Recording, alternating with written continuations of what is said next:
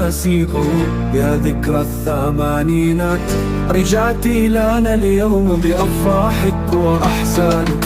في زمن الطفولة كنا نشربك بفرحة، مولى سيم كراش ذكريات لا تنسى. جيل الثمانينات عاش معك أحلى اللحظات.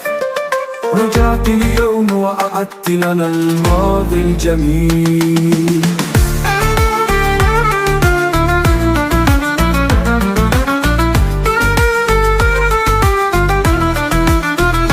ومنادى يا طعم الذكريات.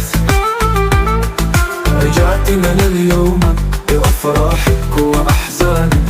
قد يتذكر جيل التسعينات، لكن نحن جيل الثمانينات نعيش معك كل اللحظات.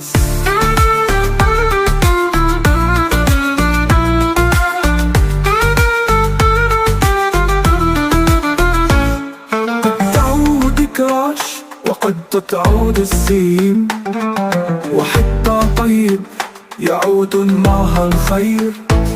راحة البال والمحبة والسلام. يا رب ارفع عنا كل هموم وأحزان. في كل رشفة نعود الماضي، نسترجع الذكريات بكل ما فيها من أفراح وأحزان، من لحظات جميلة. يا مولانا يا طعم الذكريات.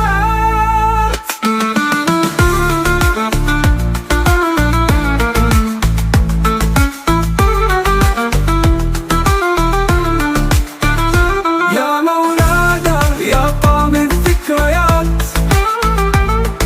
رجعت لنا اليوم بأفراحك وأحزانك. قد يتذكر جيل التسعينات، لكن نحن جيل الثمانينات نعيش معك كل اللحظات. يا رب ارفع عنا البلاء من أصغر ألم إلى هذه الحروب التي نعيشها. يا مولانا يا ذكرى الثمانينات. رجعت لنا اليوم بأفراحك وأحزانك. يا مولانا يا طعم الذكريات. رجعت لنا اليوم بأفراحك وأحزانك. قد يتذكر جيل التسعينات، لكن نحن جيل الثمانينات نعيش معك كل اللحظات. يا رب ارفع عنا البلاء من أصغر ألم إلى هذه الحروب التي نعيشها. يا مولانا يا ذكرى الثمانينات. رجعت لنا اليوم. يا رب ارفع عنا البلاء من أصغر ألم إلى هذه الحروب التي نعيشها. يا مولانا يا ذكرى الثمانينات. رجعت لنا اليوم.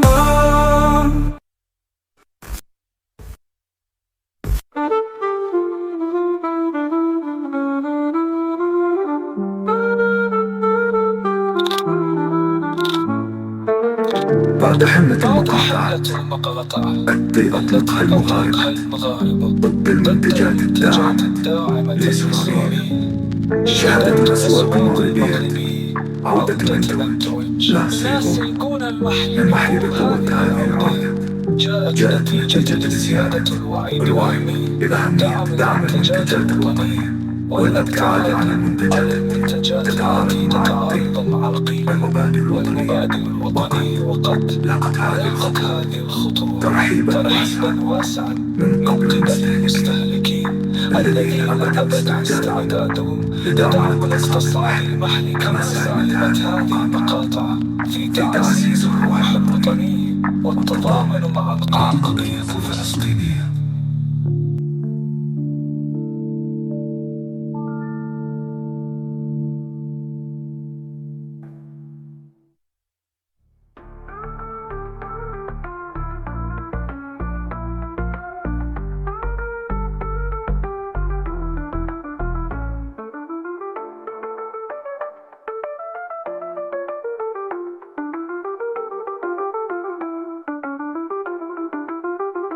يا مولانا يا طعم الذكريات، رجعت لنا اليوم بأفراحك وأحزانك، قد لا يتذكر جيل التسعينات، لكن نحن جيل الثمانينات نعيش معك كل اللحظات.